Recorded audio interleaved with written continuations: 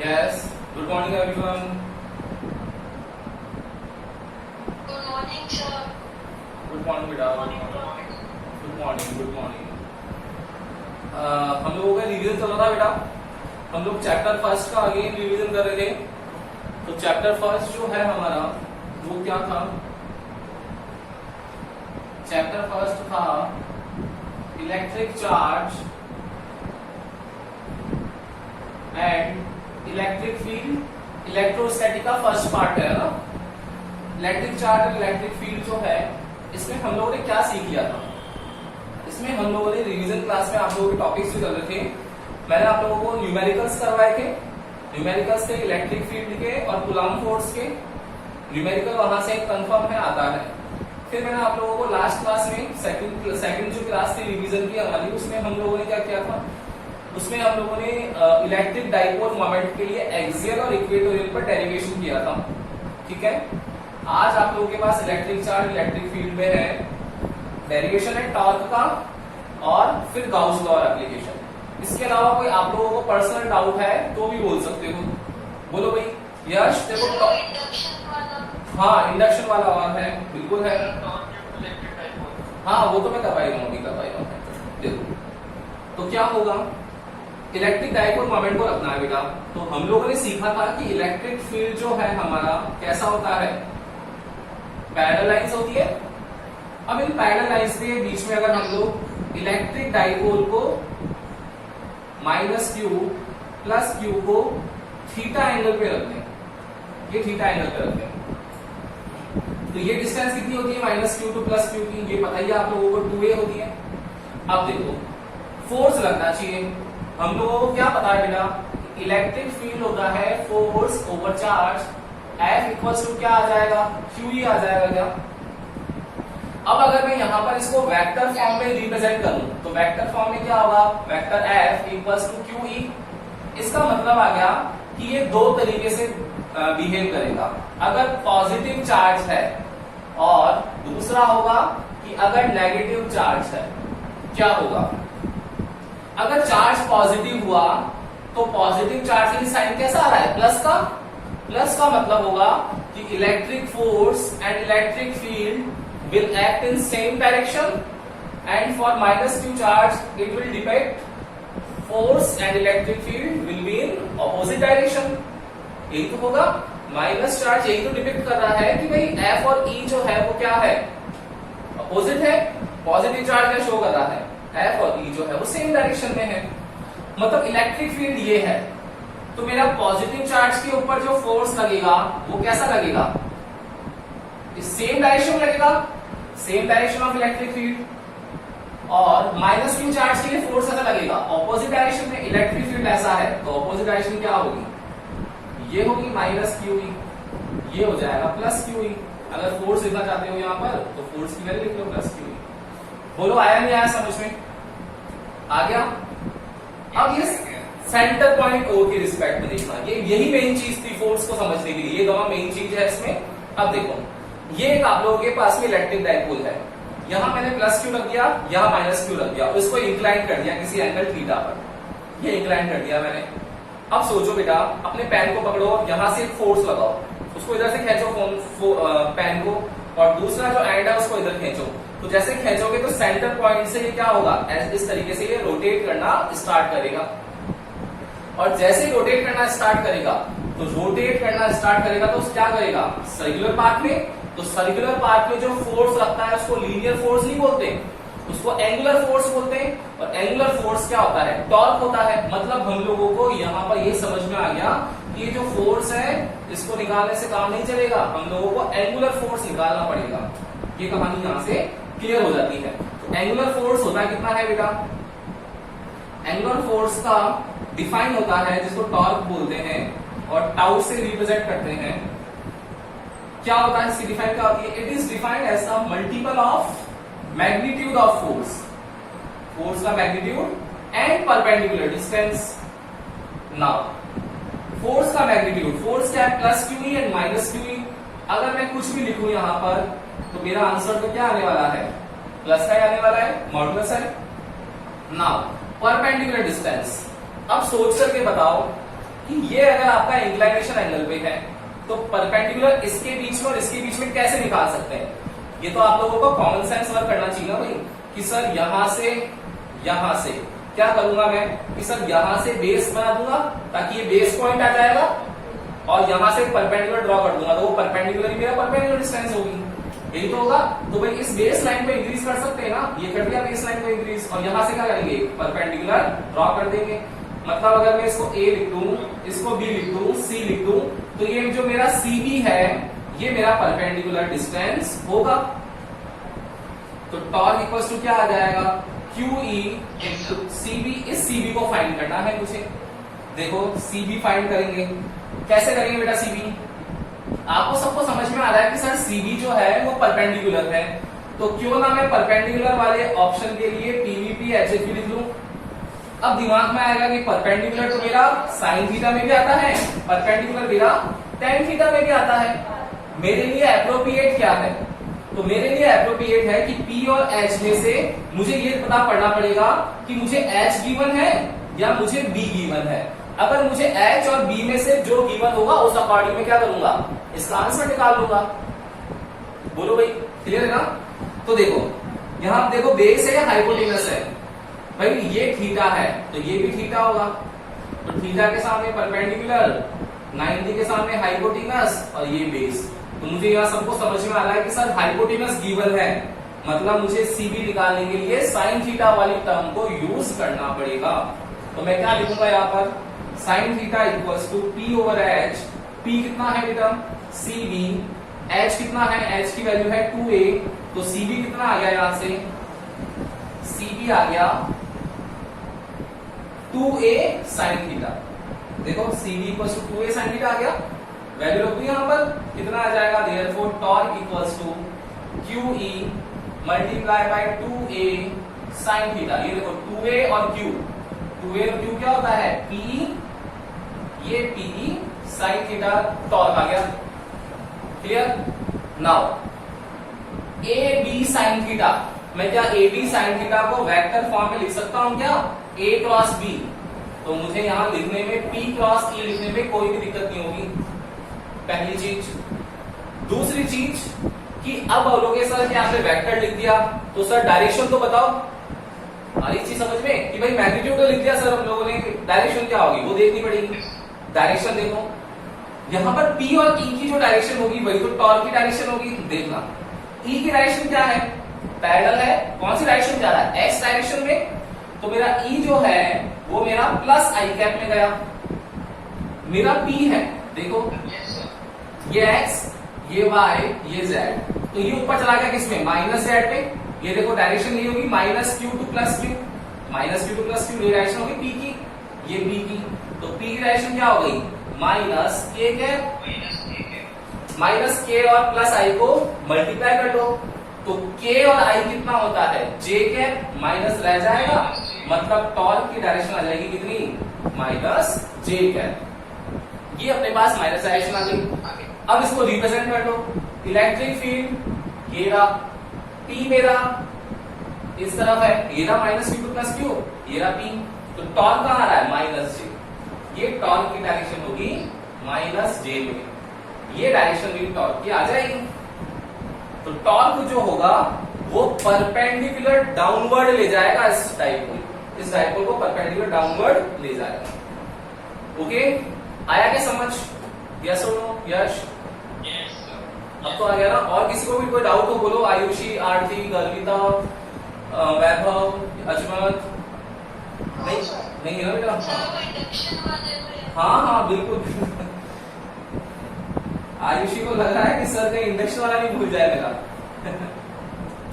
Induction वाला करवा रहे हैं क्या? चलो बताओ इंडक्शन की डिफाइन बताओ सबसे पहले आप, इंडक्शन होता क्या है बोलो।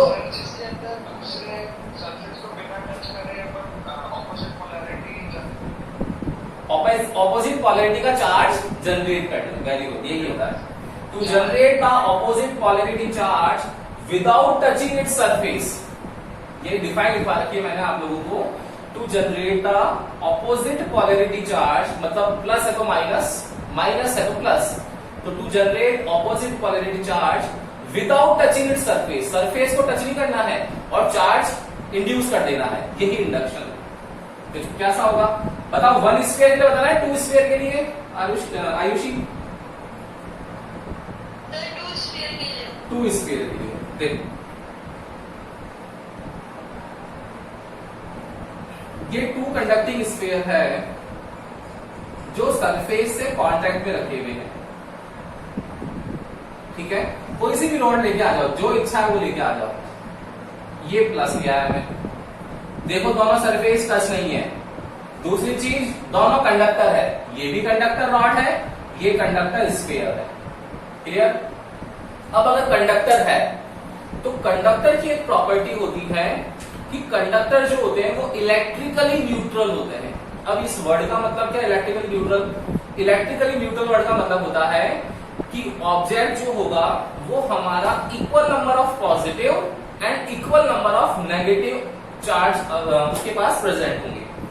अब देखो, equal number of positive and equal number of negative का मतलब कैसे समझे कि भाई चार्ज तो है ना, चार्ज तो है ये, और मैंने आप लोगों को सिखा रखा है जब भी चार्ज वर्ड आ जाए तो रिलेट करना है उसको किससे, इलेक्ट्रिक से, और इलेक्ट्रिक वर्ड आ जाए तो समझना है चार्ज है, ठीक है। तो चार्ज अगर है तो इलेक्ट्रिक है और प्लस और माइनस इक्वल है, इसलिए न्यूट्रल हो गया। तो इलेक्ट्रिकली न्यूट्रल वर्ड यहां पर अप्लाई होता है। इलेक्ट्रिकली न्यूट्रल वर्ड में क्या होगा बेटा, इसका मतलब हुआ कि यहां पर जब चार्ज नहीं दिख रहे हैं तो या तो ये क्या है, न्यूट्रल है, या इलेक्ट्रिकली न्यूट्रल है। तो इलेक्ट्रिकली न्यूट्रल होगा, इलेक्ट्रिकली न्यूट्रल मतलब क्या होगा कि इन दोनों के पास पॉजिटिव और नेगेटिव इक्वल अमाउंट के होंगे।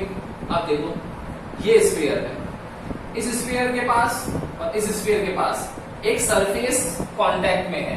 तो ये जो सरफेस कांटेक्ट में है, इस वजह से यहां पर आयंस का, चार्ज का इंटरचेंज होगा। तो पॉजिटिव रॉड लेकर आएंगे तो पॉजिटिव किसको अपने पास बुलाएगा, जितने भी माइनस है उन सबको पास बुला लेगा। तो नियर सरफेस पर नेगेटिव आ जाएंगे और फार सरफेस पर रिपेल होकर के पॉजिटिव चार्ज पहुंच जाएगा, क्लियर। Yes sir. अब देखो, जब ऐसा कर दिया हम लोगों ने, तो पहले डायग्राम था केवल सिंगल था, 5 स्क्वायर बनवा रखे होंगे, तो पहला सिंगल था, दूसरा वाला मैंने बना दिया, इसी में कर दिया था ना। देखो रिवीजन के लिए बता रहा हूं आप लोगों को, इसलिए शॉर्ट में चल रहे हैं। अब देखो फिर क्या करेंगे हम लोग इसको, अब दोनों स्क्वायर को आप लोगों को कुछ भी नहीं करना है, सेपरेट कर लेना है और रॉड को अपनी जगह रखना है। ये रॉड है प्लस वाली, अब सेपरेट कर लिया दोनों को। तो सेपरेट करते ही क्या होगा, अभी भी कोई फर्क नहीं पड़ेगा, इस रॉड का इफेक्ट रहेगा। तो रॉड का इफेक्ट रहेगा तब तक तो माइनस को खींच के रखेगा और प्लस को भगाता रहेगा दूर। मतलब ये कंडीशन एज इट इज बनी रहेगी, क्यों, क्योंकि रॉड की अवेलेबिलिटी है, रॉड अभी भी अवेलेबल है उसी जगह पर। लेकिन अगर थर्ड केस में आप लोग बोलोगे कि सर रॉड को हटाई दो ना, क्या चक्कर है, चार्ज तो इंड्यूस हो गया मेरा, तो अब रॉड को हटा दो, बिल्कुल हटा देंगे।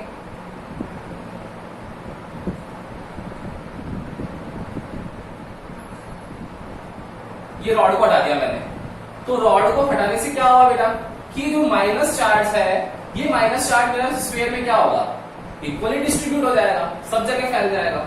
ये देखो क्यों, क्योंकि ऑब्जेक्ट मेरा क्या है, यूनिफॉर्म ऑब्जेक्ट है। सेम ये प्लस जो होगा वो यहाँ इंड्यूस हो जाएगा।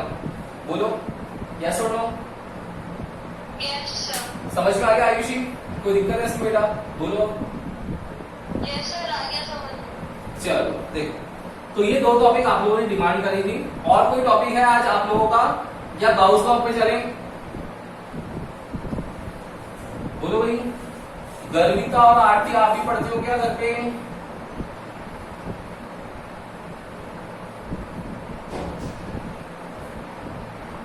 Garvita, yes sir. हाँ, your mother called me on Saturday, आपकी मम्मी ने फोन किया था। पढ़ना चालू करो भाई। देखो इसके बाद में गाउस लॉ। गाउस लॉ क्या होगा, गाउस लॉ बोलता है कि इलेक्ट्रिक फ्लक्स को क्या समझना होगा। इलेक्ट्रिक फ्लक्स होता है number of electric field lines passing through any surface perpendicularly. किसी भी सरफेस से अगर electric field lines perpendicular pass out होती है वो इलेक्ट्रिक फ्लक्स होता है। तो ये बोलता है कि इलेक्ट्रिक फ्लक्स जो है वो इलेक्ट्रिक फ्लक्स जो है वो हमारा 1/ε0 टाइम है। 1/ε0 टाइम है किसका? जो टोटल चार्ज अवेलेबल है उस सरफेस पर उसका। तो नेट लिखने की क्या जरूरत पड़ी? क्योंकि अलजेब्रिक सम होगा, मतलब प्लस है तो प्लस, माइनस है तो माइनस। तो हो सकता है आंसर प्लस का या माइनस का कुछ भी आ जाए। चार्ज है वो तो चार्ज प्लस और माइनस दोनों होते हैं। तो इसलिए क्यू नेट लिखना एप्रोप्रिएट है वर्ड। तो फाई की वैल्यू आ गई हमारे पास Q net over epsilon naught. ये गाउस लॉ हो गया। तो गाउस लॉ का स्टेटमेंट था according to this law the total electric flux related to Gaussian surface will be 1/ε0 times of net electric charge enclosed by that surface. ये net electric charge है जो enclosed होना चाहिए। क्लियर है ना? Phi equals to 1/ε0 Q net. अब ये जो आ गया आप लोगों के पास में, इसको फाई को समझना जरूरी है कि फाई क्या होता है। तो फाई था हमारा क्लोज्ड इंटीग्रल। ये देखो इंटीग्रेशन का साइन है, ये क्लोज्ड कर दिया। तो closed integral of E dot ds will be equal to Q net over epsilon naught. Dot है तो जब इच्छा होगी डॉट को हटा करके cos थीटा में लिख देंगे, कन्वर्ट कर देंगे। ये गाउस लॉ है। क्लियर? अब इसके बाद गाउस लॉ की एप्लीकेशन आती है बेटा। गाउस लॉ की एप्लीकेशन बहुत इजी है, बस थोड़ा सा आप लोगों को समझने का चक्कर बढ़ रहा है। तीनों एप्लीकेशंस एक जैसी ही है, कोई दिक्कत नहीं है। तीनों को एक साथ देखो, एक बार करके देखते हैं ताकि आप लोगों को समझ में आ जाएगा। फर्स्ट एप्लीकेशन थी आप लोगों की long straight wire, infinitely charge long straight wire, पूरा हेडिंग था इसका। सेकंड हेडिंग भी पूरी ऐसी थी, उसमें आप लोगों के पास में प्लेट दे रखी थी। फिर थर्ड वाला जो था आप लोगों के पास में वो स्फेरिकल कंडक्टिंग स्फेयर और स्फेरिकल शेल, दोनों एक ही होते हैं। कंडक्टिंग स्फेयर और स्फेरिकल शेल किसी से भी पूछ सकता है आप लोगों को। वो थर्ड में आ गया स्फेयर। क्या क्या था? सबसे पहले हम लोग इनकी क्या फाइंड करते थे? डायरेक्शन देखा, तीनों को कंपैरेटिवली करना। लॉन्ग स्ट्रेट वायर है, लॉन्ग है ना, मैंने आप लोगों को समझाया था कि चार्ज डिस्ट्रीब्यूट जो होता है ऐसा नहीं होता कि किसी भी एक ही पॉइंट पर सारा चार्ज डिस्ट्रीब्यूट कर दो। चार्ज डिस्ट्रीब्यूट होता है यूनिफॉर्मली, हर एक पॉइंट पर डिस्ट्रीब्यूट होगा।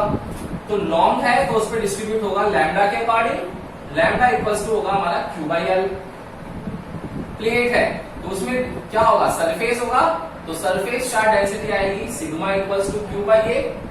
एंड स्फीयर है तो स्फीयर में रो इक्वल्स टू Q/V आना चाहिए था।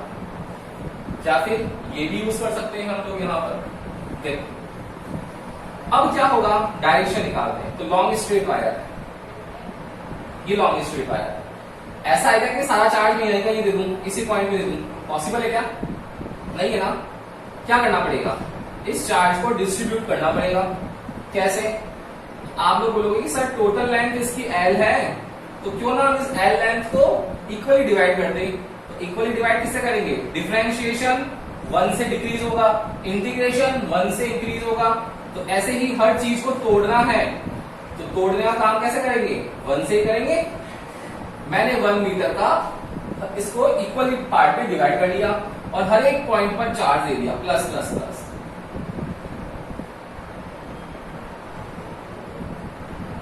ये चार्ज दे दिया। दूसरी चीज फिर पॉइंट P ले लिया। मैंने आप लोगों को बता रखा है कि पॉइंट P1 और P2 क्यों नहीं लेंगे, क्योंकि पॉइंट P1 से इस पॉइंट की डिस्टेंस और इस पॉइंट की डिस्टेंस डिफरेंट होगी। सेम P2 के लिए ये डिस्टेंस और ये डिस्टेंस डिफरेंट होगी, लेकिन पॉइंट P जो होगा मिड पॉइंट होगा, उससे यहाँ पर डिस्टेंस जो आएगी वो क्या आएगी? सेम आएगी। और इलेक्ट्रिक फील्ड KQ/R² होता है।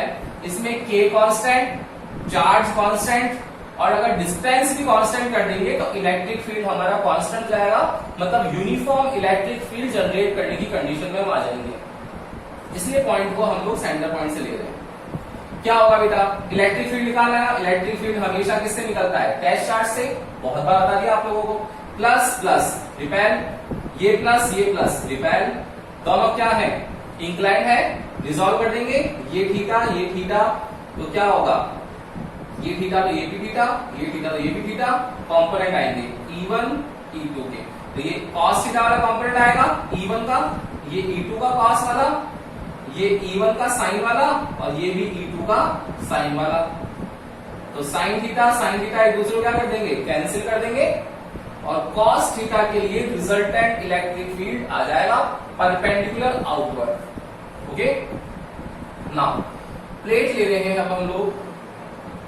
तो प्लेट है ये, इस प्लेट को चार्ज देना है, इस प्लेट को चार्ज देना, ये चार्ज देगा प्लेट को चार्ज देते क्या होगा, फिर वही कहानी, डिस्टेंस पर ले लो, क्या होगा, सेंटर पॉइंट से लिया, इसको ज्वाइन कर दिया, इसको ज्वाइन कर दिया, यहां से डिस्टेंस ले ली, फिर वही साइन वाले एक दूसरे को रिपेयर कर देंगे, कॉस वाले के लिए इलेक्ट्रिक फील्ड आ जाएगा शीट से परपेंडिकुलर आउटवर्ड।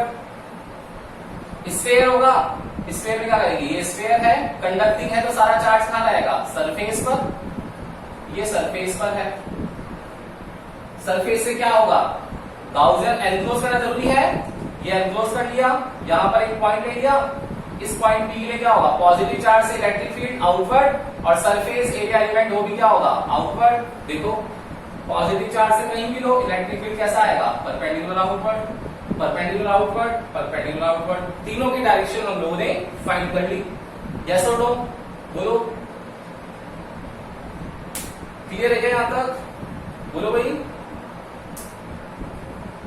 अरे कहां चले गए, यस सर। हाँ अरे कहां खो गए आप लोग। चलो अब इसकी है मैग्नीट्यूड, ये आता है क्या आप लोगों को, गाउस को सबको आता है क्या भाई, बोलो, एप्लीकेशन सबको आती है क्या, किसी ने पूछी नहीं डाउट में, या पढ़ाई नहीं आता आप लोगों ने। सर ये प्लेन शीट, ये प्लेन वाला वापस बना। देखो देखना बेटा, लॉन्ग स्ट्रेट वायर को अब इसमें तीनों को वापस में इसका डायरेक्शन करवा दी, अब मैग्नीट्यूड चलते हैं। लॉन्ग स्ट्रेट वायर है तो लॉन्ग स्ट्रेट वायर में पॉजिटिव चार्ज है, मुझे मैग्नीट्यूड निकालना है तो गाउस लॉ की हेल्प से निकालना है। तो गाउस लॉ तो बोलता है गाउसियन सरफेस ड्रॉ करो, और गाउसियन सरफेस कैसी होती है, एनक्लोज होती है, तो मुझे इसको एनक्लोज करना पड़ेगा। एनक्लोज करने के लिए हम लोग यहाँ पर सिलेंड्रिकल ऑप्शन लेंगे, क्यों क्यूब और क्यूबॉइड क्यों नहीं ले सकते, क्योंकि डिस्टेंस जो आएगी वो सेम नहीं आएगी हर एक पॉइंट से। तीन एलिमेंट ले लेंगे, एक एलिमेंट, ये दूसरा एलिमेंट, तीसरा एलिमेंट। क्या था इलेक्ट्रिक फील्ड देखा था अभी परपेंडिकुलर आउटवर्ड, परपेंडिकुलर आउटवर्ड, यहां भी परपेंडिकुलर आउटवर्ड। वेक्टर क्वांटिटी तो डायरेक्शन चेंज होगी भी, इलेक्ट्रिक फील्ड की डायरेक्शन यही रहेगी। फिर सरफेस वाला, तो इसका क्या होगा, परपेंडिकुलर ऊपर की ओर, इसका क्या होगा, परपेंडिकुलर सेम, इसका वाला क्या होगा, परपेंडिकुलर आउटवर्ड। ये आप लोगों को पता ही है, पेन को रख लो अपना, ऊपर वाली सरफेस से परपेंडिकुलर क्या होगा, ऊपर की तरफ, नीचे वाले से नीचे की तरफ, और साइड वाले से कैसा होगा, बाहर की तरफ, परपेंडिकुलर।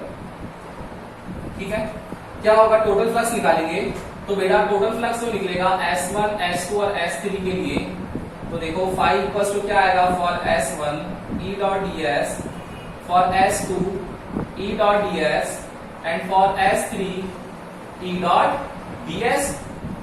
यहां समझ में आ रहा होगा आपको कि सर ये 90 हो गया, ये भी 90 हो गया, तो S1 और S3 डॉट हटाएंगे तो डॉट हटाते cos थीटा आएगा, cos थीटा जो आएगा उससे वैल्यू कितनी हो जाएगी, 90 डिग्री वाली। तो S1 और S3 इन दोनों के लिए 90 हो गया, तो ये दोनों 0 हो गए, S2 बचा, तो इसमें इलेक्ट्रिक फील्ड को बाहर ले लेंगे तो क्या बच जाएगा, ds। अब बताओ सिलेंडर है ना, तो बाहर का सर्कमफेरेंस आ रहा है, मतलब इसका जो कर्व सरफेस एरिया होगा वो कितना होता है, 2 पाई RH, और h कितनी है, इसकी लेंथ है, बस फाई की जगह q अपॉन एप्सिलॉन नॉट लिखा, E निकाल लेंगे, E आ जाएगा कितना, lambda upon 2 pi epsilon not RL। ये हमारे पास क्या आ जाएगा, इलेक्ट्रिक फील्ड आ जाएगा। बोलो कोई दिक्कत है क्या इसमें, यहां तक कोई दिक्कत नहीं होगी मेरे हिसाब से आप लोगों को, क्लियर है कहानी। इसके बाद में अब आप लोगों के बाद इसके बाद शीट वाला आता है। शीट वाले में क्या करते हैं, स्फीयर को लेना है आप लोगों को, थिकनेस ज्यादा होती है इस वजह से पीछे दिखता नहीं है। ऐसा नहीं कि ब्रेक है, ये सिलेंडर ब्रेक नहीं है, क्या है कि इसकी थिकनेस की वजह से ये दिख नहीं रहा है। क्या होगा फिर वही चार्ज S1 S2 S3, क्या होगा इसका E1 और DS सेम होगा, इसका E और DS में 90 डिग्री होगा, इसका E और DS सेम होगा। तो कितना आ जाएगा बताओ, जब E और DS सेम आ जाएगा इसका तो दोनों के फाई जुड़ जाएंगे, क्या होगा सेम लाइन। अब 1 2 बच जाएंगे तो E DS बच गया S1 के लिए, 1 बच गया E DS S3 के लिए, बच गया। ऐसा बचने क्या होगा DS और DS, देखना इस शीट का एरिया ले लिया A, तो ये भी A है ये भी A है, तो फाई इक्वल टू क्या आया EA प्लस EA, तो फाई इक्वल टू कितना आ गया 2EA। फाई की जगह लिख सकते हैं हम लोग Q अपॉन एप्सिलॉन नॉट, तो देखो E कितना आ जाएगा Q upon 2 epsilon not A।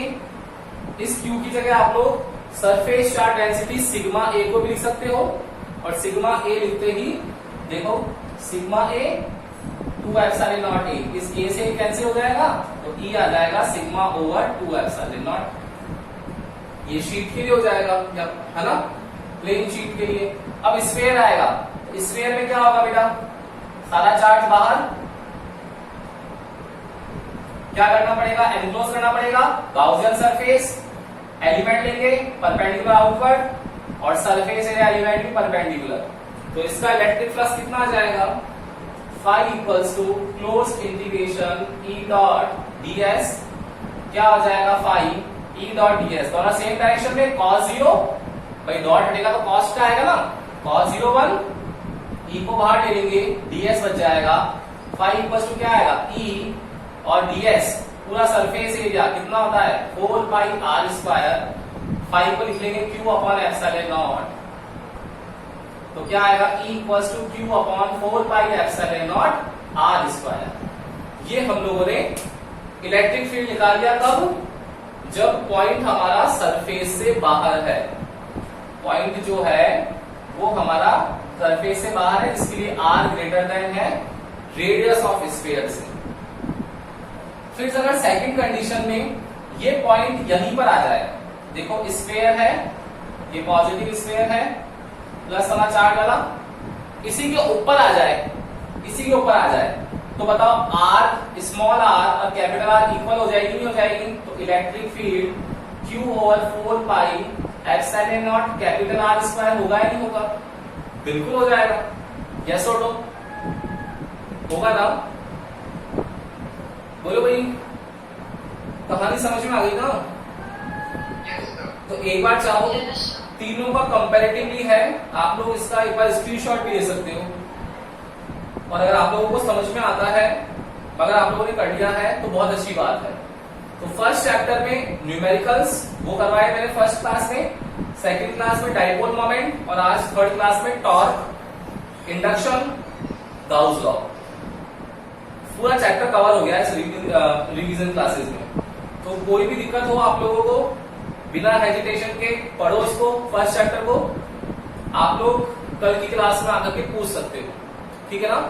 Otherwise कल फिर हम लोग इलेक्ट्रोस्टैटिक का सेकंड पार्ट स्टार्ट करेंगे, इलेक्ट्रिक पोटेंशियल वाला, और आप लोगों को इलेक्ट्रिक पोटेंशियल पढ़ना है, आज पढ़ना है, जो भी डाउट आएगा वो कल की क्लास में एक बार क्लियर करेंगे। ओके, आप लोग बोलोगे सर इसमें डाउट है, उसमें डाउट है, मैंने आप लोगों को पहले भी समझा दिया था कि रेगुलर पढ़ो, थोड़ा सा आप लोगों को टाइम लग रहा है चैप्टर के लिए, ऐसा नहीं है कि आप लोगों को एक दिन में एक चैप्टर कंप्लीट करके छोड़ दिया कि हो गया रिवीजन, ऐसा नहीं किया जा रहा है, आप लोगों के साथ आराम से करवाया जा रहा है।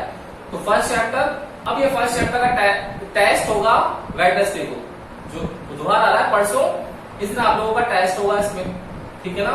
तो आप लोगों को पढ़ना ही पड़ेगा, कल सेकंड चैप्टर का रिवीजन होगा, फिर सेकंड चैप्टर का टेस्ट रख लेंगे, तो टेस्ट रिवीजन आप लोगों का चलता रहेगा। इससे आप लोगों को गूगल फॉर्म की भी प्रैक्टिस हो जाएगी कि गूगल फॉर्म को हाफ ईयरली एग्जाम में कैसे अटेम्प्ट करना है, ठीक है ना। तो आप लोगों के लिए काफी कुछ हेल्पफुल हो जाएगा इन दिनों के अंदर, रिवीजन प्लस आप लोग फैमिलियर हो जाओगे ऑनलाइन एग्जाम के, ठीक है। तो अब हम लोग नेक्स्ट क्लास में मिलेंगे।